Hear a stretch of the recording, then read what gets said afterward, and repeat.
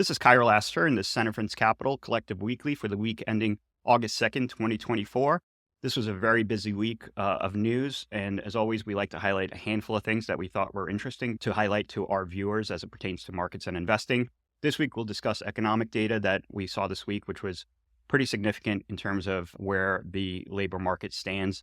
Second, we'll discuss the Federal Reserve, which met this week, and that's obviously important, something we've been talking about for the last couple of years. And last but not least, we're about a little over halfway through earnings season, and we will highlight some of the takeaways, at least, that we have from the earnings season thus far. So starting with economic data. So earlier in the week, we saw a weak ISM number, which is the manufacturing survey, which the market was a little spooked about, but that wasn't really as significant as a really weak unemployment number that we saw on Friday. Unemployment came in much lower than expected, and the unemployment rate jumped to 4.3% from 4.1% in the prior month.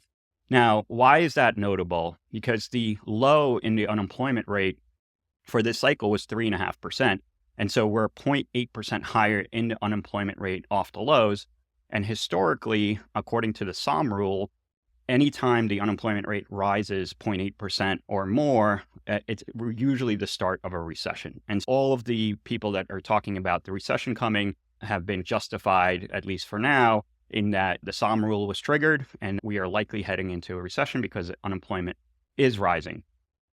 Now, what's more interesting than the actual data is how the market reacted to it. Since the start of the hiking cycle a couple of years ago by the Federal Reserve, any bad economic data was received as good news for the markets, meaning when there was data that missed expectations, markets rallied on that news because it would mean that the Federal Reserve was closer to lowering interest rates or cutting interest rates. This time around, bad data is met with markets actually reacting as if it's bad data. So bad news is bad news again, instead of bad news being good news. That is notable because that's a change in behavior in the market than we've seen over the last couple of years. In this instance, the market responded to unemployment data by significantly selling off. As we are recording this on Friday morning, the stock market is down over 2% on this print. And more importantly, the 10-year note has traded as low as 3.8% on this news, which is not a level that we saw since last year. So the markets are reacting as if we are heading into a recession or potentially the beginning of a slowdown in the economy. And what's important is not the data itself. We think it's too soon to tell whether or not this one data point is actually indicating this. But the market is acting differently than it has over the recent past. And we think that's notable. And that's why we'd like to highlight it. The Federal Reserve met this week, and as expected, they did not cut interest rates, but indicated that they would likely start cutting interest rates in September at their next meeting. Now, in hindsight, 2 days after the meeting, with all this negative economic data, lots of prognosticators are out there saying that the Federal Reserve missed a boat. In their recent memory is the fact that the Fed was too late in hiking interest rates and letting inflation get out of control. So the assumption is that the Fed is too late in cutting interest rates and that we are going to go into a recession.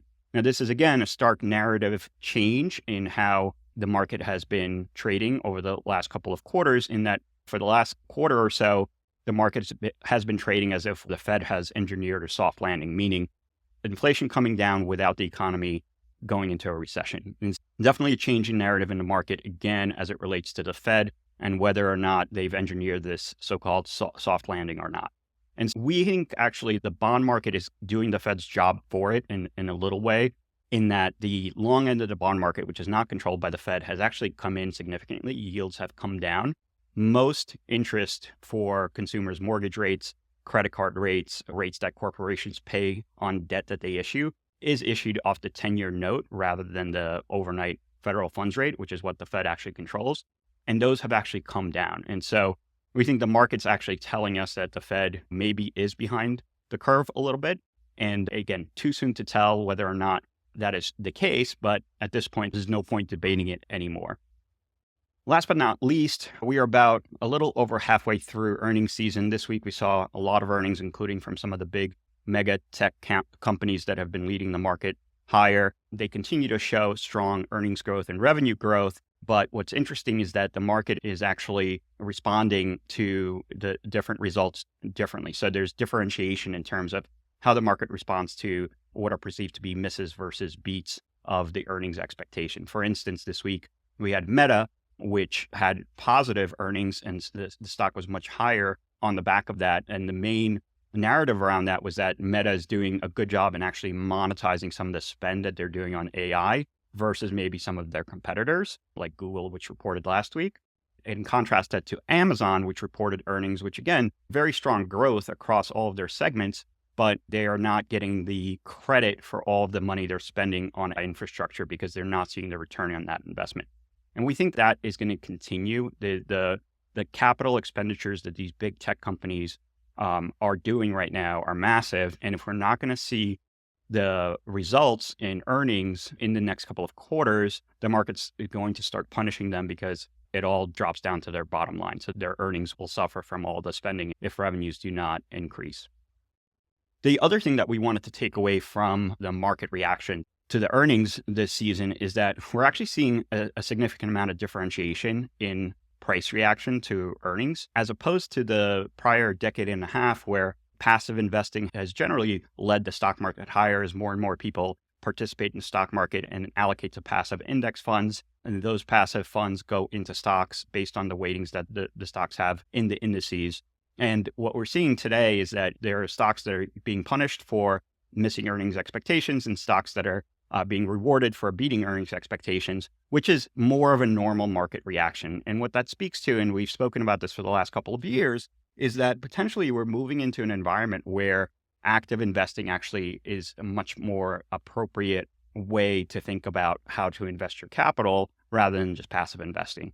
And we've discussed a lot that there are going to be winners and losers as the environment changes, and picking those winners and losers will be more important than just having exposure to a broad index.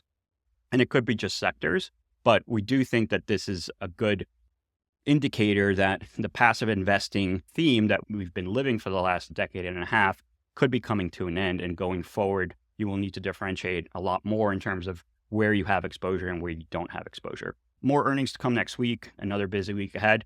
But as always, let us know if there's anything you would like for us to expand upon or discuss in our future videos by commenting below. Thanks, everybody. Have a great weekend.